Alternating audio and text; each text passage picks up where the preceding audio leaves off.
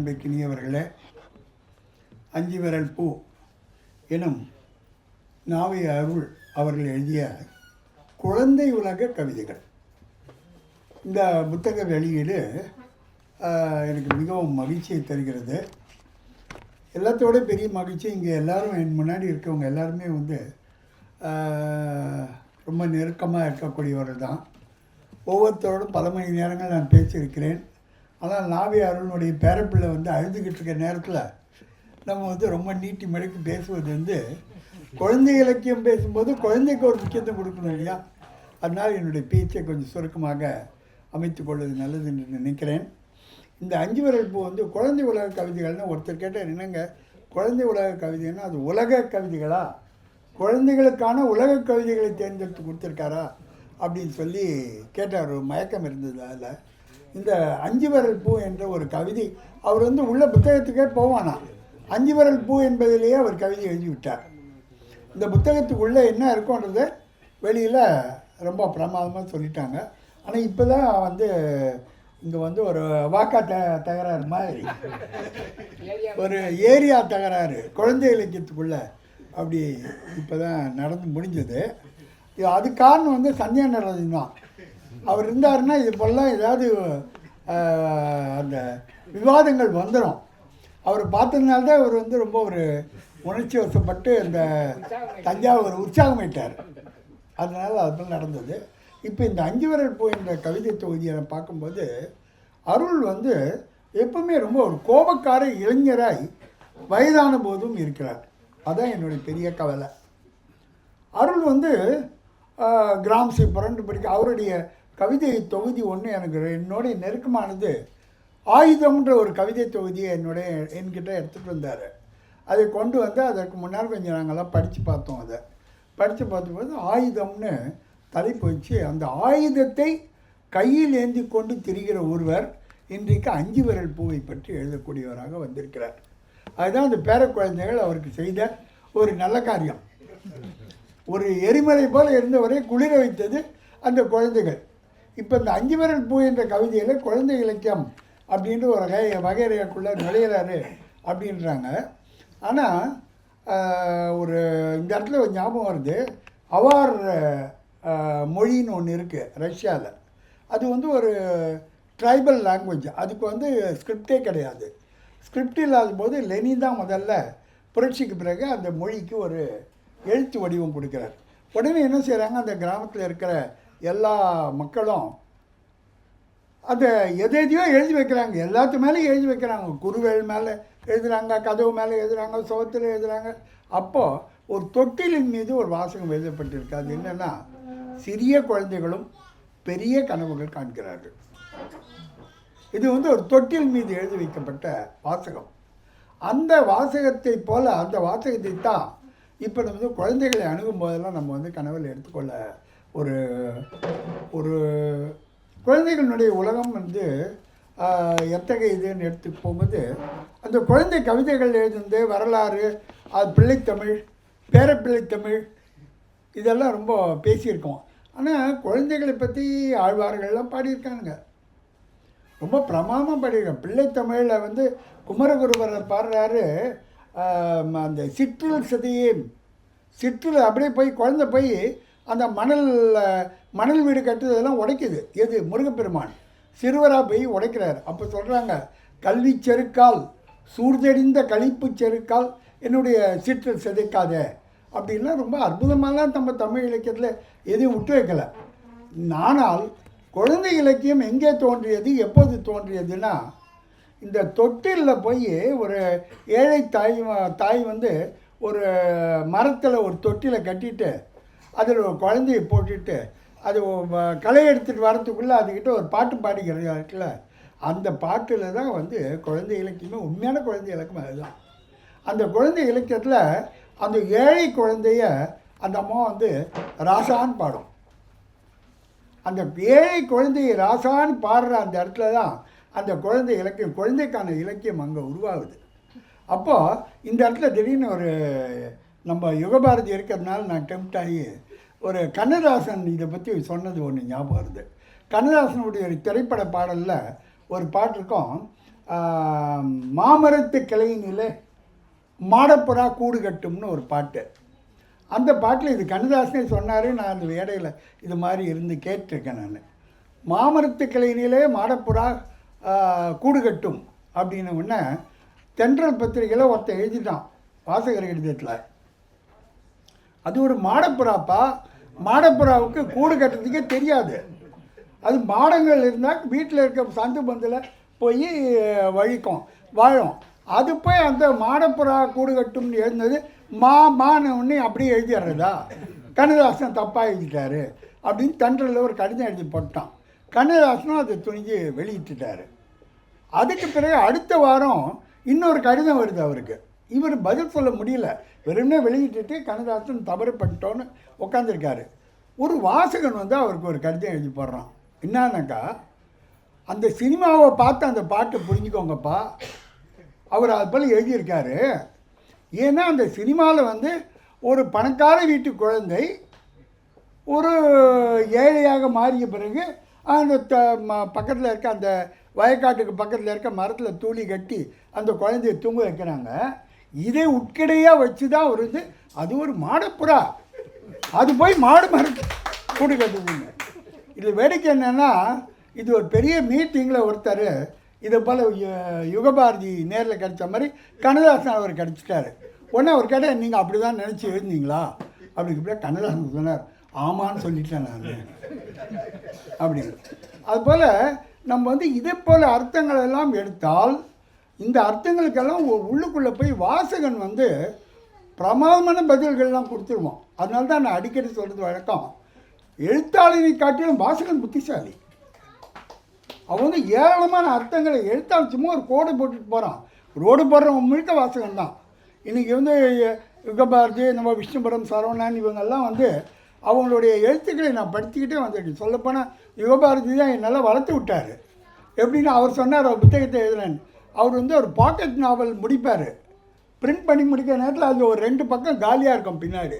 உடனே என்ன செய்வார், எங்கள் வீட்டுக்கு வந்து, சார் உங்களுக்கு ஒரு சின்ன எதாவது கட்டுற மாதிரி எதாவது இருந்தால் கொடுங்க சார், அது ஒரு 300 கொடுத்துருப்பீங்க, அது கொடுத்துருப்பீங்கன்னு கேட்டு வாங்கிட்டு போய் அந்த 2 பக்கம் மீதி இருக்குல்ல அந்த பக்கத்தில் என்னுடைய எழுத்தை அவர் வந்து பாக்கெட் நாவலில் போடுவார். அப்போ இந்திரன் என்கிற ஒரு யாரும் தேடி படிக்காத ஒரு எழுத்தாளர் ஒரு பாக்கெட் நாவல் வாசகனையே இப்போ அடையும்படி செய்தவர் யுகபாரதி. இவங்கெல்லாம் சேர்ந்து தான் என்னை வளர்த்து விட்டவங்க. நம்ம நாவை அருளை பற்றி சொல்லவே வேண்டியதில்லை. நாவை அருள் எங்கே போகும்போதும் என்னை பற்றி சொல்லியே வளர்த்தவர். அதனால் இதில் வசந்தகுமாரனை பற்றி பேச வேண்டியதில்லை. எல்லாருமே வந்து அதெல்லாம் எடுத்து பேசினா அது மாளாது. இப்போ இந்த கவிதை தொகுதியை பொறுத்த மட்டும் அருள் வந்து என்கிட்ட ஒன்று தனியாக கேட்டார். சார், நீங்கள் மனசுக்கு விரோதம் எல்லாம் சொல்லுங்கள், இந்த கவிதையெல்லாம் நான் எழுதினேன் இல்லை, இதில் வந்து நான் வந்து உண்மையிலே நல்லா எழுதியிருக்கேனா அப்படின்னு கேட்டார். நான் சொன்னேன், என்னப்பா இதில் என்ன அப்படி திடீர்னு சந்தேகம் வந்து போச்சு, இப்படி ஒரு சுய விமர்சனக்காரனா நீ இருப்பியா? இவ்வளோ பெரிய சுய விமர்சனத்தை வச்சுக்கிட்டு எழுத முடியுமா நம்பா? ஏன்னா 5 விரல் பூ அப்படின்ற தொகுதி அந்த பேர்லேயே நீ வந்து ஒரு அற்புதத்தை சாதிச்சிருக்க. ஆனால் ஒன்று மட்டும் சொல்லிட்டப்பா, நீ வந்து குழந்தை கவிஞர்லாம் கிடையாது. நான் இந்த கிராம்சி பிறந்து படுக்கிறான்னு எழுதினல்ல நீ, அவன் தான் நீ. இன்னும் என்ன, ஒரு பெரிய ஒரு சோல்ஜர் இருப்பான், அவன் வந்து போரில் வந்து எல்லாம் பெரிய கலிங்கத்து போராக கூட இருக்கும், அதெல்லாம் வின் பண்ணிவிட்டு வீட்டுக்கு வருவான். வீட்டுக்கு வந்தோன்னு குழந்தை ஒன்று வந்து அந்த வாழை கட்டி அந்த குழந்தை பக்கத்தில் வச்சுட்டு அந்த குழந்தைய எடுத்து கொஞ்சுவான். அந்த நேரத்தில் அவன் போர் வீரனா இல்லாமலாம் போகலை, அவன் வீரன்தான், புரட்சிக்காரன் தான். அந்த நேரத்தில் குழந்தைகிட்ட அவங்க ஒரு அன்பாக பேசுகிறான். அது போல் அன்பாக பேசின கவிதைகள் தான் இதெல்லாம். அதனால் நீ வந்து இதில் வந்து குழந்தை கவிதைன்னு ஒரு பெரிய ஜானர் உண்டாக்கிட்டோம், அதில் நம்ம இவர் கால் வைத்து இறங்கி இருக்கிறார் முதல் முறையாக அப்படின்னு நம்ம அப்படியே ஒரு புனித பூமியாது. அம்மாக்களை தான் பாட்டு பாடியே வளர்க்குறாங்க. அந்த குழந்தைகளுக்கு வந்து ஒரு பெரிய டெரிட்டரி மாதிரியும் அந்த டெரிட்டரியில் அவர் முதல் முறையாக இறங்கி விட்டார்னு சொல்லியும் அதெல்லாம் வந்து கேள்வி கேட்கறதுலாம் கொஞ்சம் டூ மச்சு. நான் என்ன யோசிக்கிறேன்னா, இந்த கவிதை எழுத சொற்கள் கிடைக்கவில்லை. அருணுடைய ஒரே ஒரு கவிதை, கவிதை எழுத சொற்கள் கிடைக்கவில்லை. நீ மட்டும் எப்படி ராகா சொற்களே இல்லாமல் கவிதை சொல்கிறாய்? இதுக்கு மேலே என்னங்க இந்த புத்தகத்தில் ஒரு கவிதை வேணும்? என்ன அதனால் சொற்களே இல்லாமல் எப்படி கவிதை சொல்கிறாய்ன்னு கேட்குறாருல, இதில் இடத்துல கூட அவர் குழந்தையிடம் ரசிக்கிற ஒருவனாகத்தான் இருக்கிறார். அவர் குழந்தையாக மாறிவிடவில்லை. ஏன்னா குழந்தையாக மாறித்தான் இதெல்லாம் எழுதணும்னு சொன்னாக்கா அதில் இல்லை. எழுத்துன்னு வரும்போதே நம்ம வந்து எங்கேயோ விலைக்கு வந்துடுறோங்க.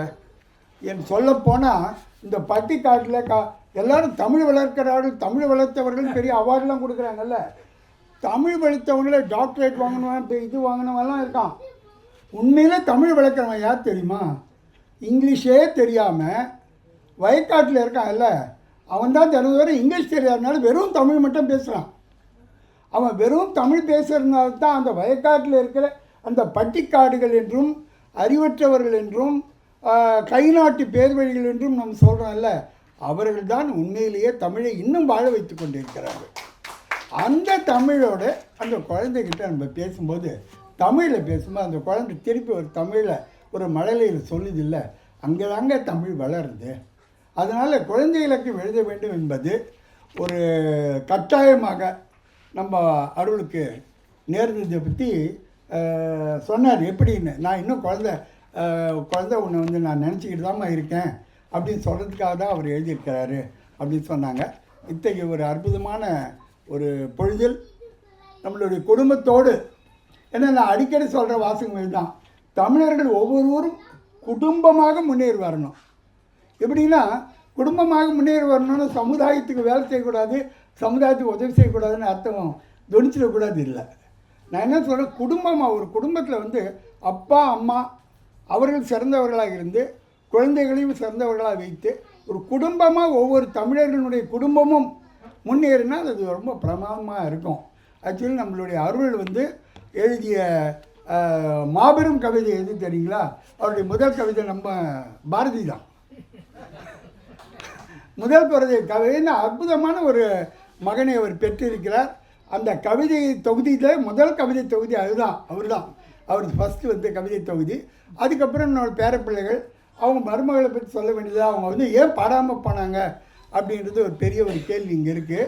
அதனால் ஒரு அற்புதமான ஒரு குடும்பம் ஒரு குழந்தையோடு சேர்ந்து முன்னேறி வந்திருக்கிறது. இலக்கியத்தில் ஒரு பல அதிர்வலைகளை உருவாக்குகிறது. இந்த நாவை அருள் 5 விரல் பூ மூலமாக இன்னும் பல நுட்பமான கவிதைகளை, குழந்தை கவிதைகள் நான் சொல்வேனா தெரில, நான் வந்து ஒரு வயதானவன் இல்லையா, எனக்கு தேவையான நுட்பமான கவிதைகள். ஆனால் நான் குழந்தை கவிதை எழுதுகிறவர்கள்கிட்ட ஒரு விமர்சகன்ற வகையிலும் ஒரு ஓர்த்து வாசகன் என்ற ஒரு விண்ணப்பத்தை மட்டும் வைத்து நான் விடைபெற விரும்புகிறேன். குழந்தை கவிதை எழுதுகிறவர்கள் தயவு செய்து இசையோடு எழுதுங்கள். அதுதான் என்னுடைய விண்ணப்பம். என்னென்னா, குழந்தைக்கு வார்த்தை தெரியுதோ தெரியலையோ அந்த இசை தெரியும். அதனால் இசையோடு இப்போ எழுதணும்.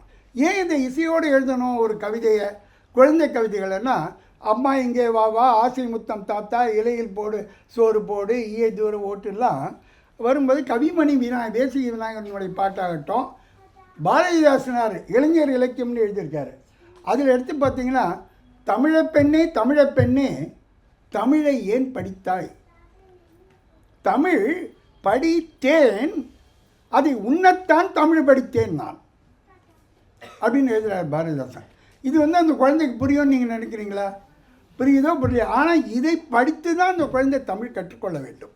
அதுக்காக தமிழ் படித்தேன் அதை உன்னத்தான் தமிழ் படித்தேன் நான் பாரதிதாசனார் எழுதுகிறார். இப்படி எல்லாருமே வந்து குழந்தைகளுக்காக எழுதி கொண்டு வந்திருக்கிற போது எல்லாமே அந்த ஓசை அழகு. இது ஏன் நான் வற்புறுத்துறேன்னா, இப்போ குழந்தை வந்து தாயினுடைய வயிற்றில் ஒரு கருவாக இருக்குது. அப்போ அந்த கருப்பையில் திரவ பொய்கையில் அந்த குழந்தை அப்படியே ஃப்ளூயிடில் மிதந்துக்கிட்டு இருக்கு. மிதந்துட்டு இருக்கும்போது அந்த குழந்தைக்கு ஏற்படுகிற முதல் புலன் உணர்வு வெளி உலகத்தோடு இருக்கிற தொடர்பு எது தெரியுங்களா? தாயினுடைய லப் டப் என்கிற இதயத்தினுடைய ஓசை. லப் டப் லப் டப். அம்மானுடைய அந்த குரல், அந்த இது அம்மானுடைய இதயம் துடிக்கிற ஓசை அந்த குழந்தை கேட்குது. கேட்கும்போது நான் ரொம்ப நிம்மதியாக ஃபீல் பண்ணுது. அந்த குழந்தை வயிற்றை விட்டு வந்துடுது. குழந்தை வயிற்றை விட்டு வந்த பிறகு குழந்தை அழுது. தேங்க்யூ.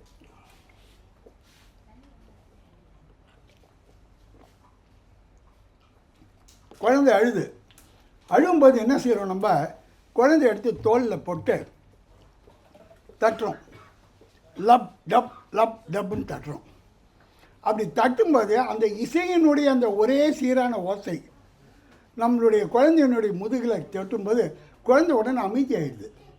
இன்னொரு விஷயம் என்னென்னா, குழந்தையை முதுகில் தட்டு இப்போ தோளில் போட்டு தட்டுறவங்க அவர் இடது பைக்கு பழக்கமுள்ளவராக இருந்தாலும் கூட குழந்தையை இடது தோளில் இதயத்துக்கு பக்கத்தில் வைத்து தட்டுவதை நீங்கள் கவனித்திருக்க வேண்டும். ஏன் தெரியுங்களா? குழந்தை இதயத்துக்கு பக்கத்தில் இருந்தால் அம்மானுடைய அந்த குரல், அந்த இதயத்தினுடைய துடிப்பை கேட்டவுடன் குழந்தை அமைதியாகி விடுகிறது. எனவே தான் அந்த ஓசை ஒழுங்கை நாம் விரும்புவது என்பது ரொம்ப பயாலஜிக்கலான ஒரு தேவை, உயிரியல் ரீதியான ஒரு தேவை. அந்த தேவையை குழந்தையிடம் கொடுப்போம். குழந்தையிடம் தமிழின் ஓசை நயத்தை சொல்லிக் கொடுப்போம். குழந்தைக்கு மொழி புரியாவிட்டாலும் வளர வளர அது புரிந்து கொள்ளும். இந்த இடத்துல சத்யஜித் ராய் சிறுவராக இருந்தபோது அவரை அவங்க அம்மா சத்யஜித் ராய்கிட்ட இட்டுன்னு போகிறாங்க. அப்போது கவிஞர்கிட்ட இவர் சின்ன பையன் சத்யஜித் ராய், அவர் ஒரு ஆட்டோகிராஃப் புக்கு கொண்டு போகிறார். ஒன்று அவங்க அம்மா சொல்கிறாங்க, இவர்கிட்ட ரவீந்திரர்கிட்ட தாகூர்கிட்ட சொல்கிறாங்க, இவனுக்கு ஒரு கையெழுத்து போட்டு கொடுங்க. சரிப்பா, அது டேபிள் மேலே வச்சுட்டு போயிடு, ஒரு வாரம் கழிச்சு வாங்கிக்கன்றாரு தாகூர். ஒரு வாரம் கழிச்சு ரவீந்திரநாத் தாகூர் போய் அதை வாங்கிறதுக்கு போகிறார். போகும்போது அவன் அதில் எழுதியிருக்கான். அவர் ஒரு 2 லைன் எழுதி அவர்கிட்ட கொடுத்துட்டார். கொடுத்துட்டு சொல்கிறாரு, தம்பி உனக்கு இது படித்தா புரியாது இப்போ, ஆனால் இதை வச்சுக்கோ, எப்பப்பெல்லாம் நீ கொஞ்சம் வளர்றியோ அப்போல்லாம் எடுத்து எடுத்து இதை படி. எந்த ஸ்டேஜில் உனக்கு இது புரியுதோ அன்றைக்கி நீ வளர்ந்துட்டேன்னு புரிஞ்சுக்கோ அப்படின்னு சொல்கிறார். அதில் என்ன எழுதியிருந்தது தெரியுங்களா? ஏராளமான பணம் செலவு பண்ணி உலகம் முழுவதும் நான் சுற்றி வந்தேன். ஆனால் என் வீட்டின் வாசல் படியில் இருக்கும் புல்லின் நுனியில் இருக்கும் பனித்துளியில் மொத்த பிரபஞ்சமும் தெரிவதை கவனிக்காமல் விட்டுவிட்டேன். இதுதான் எழுதி கொடுத்துருக்கார். தாகூர் அது எழுதி கொடுத்த போது அவருக்கு புரியாது, பெரிய தத்துவத்தை எழுதுகிறாரு. ஆனால் அது அவரை பதப்படுத்தி ஒரு சத்யஜித் ராய் என்ற ஒரு மாபெரும் இயக்குனராக, உலகத்தின் 10 இயக்குநர்களில் ஒருவராக வருகிறார் என்றால், அப்போ அந்த கதையில் அந்த 2 வரியில் இருக்கிற அந்த புல்லின் நுனியில் இருக்க பனித்துளியில் ஒரு மைன்யூட் டீட்டெயிலையும் கவனிக்கிற பழக்கத்தை அது கற்றுக் கொடுத்திருக்கிறது. இப்படி இந்த புத்தகங்கள் குழந்தை பாடல்கள் சிறப்பான குழந்தைகளை உருவாக்குவதற்கு பயன்படும். அதற்காக நம் கவிஞர்கள் ஏராளமான குழந்தைகளுக்காக எழுத வேண்டும் என்று சொல்லி வாய்ப்பளித்தமைக்கு விடைபெறும். குழந்தை அழ ஆரம்பிச்சிருச்சு, அதனால் சீக்கிரம் முடிச்சிடலாம். நன்றி.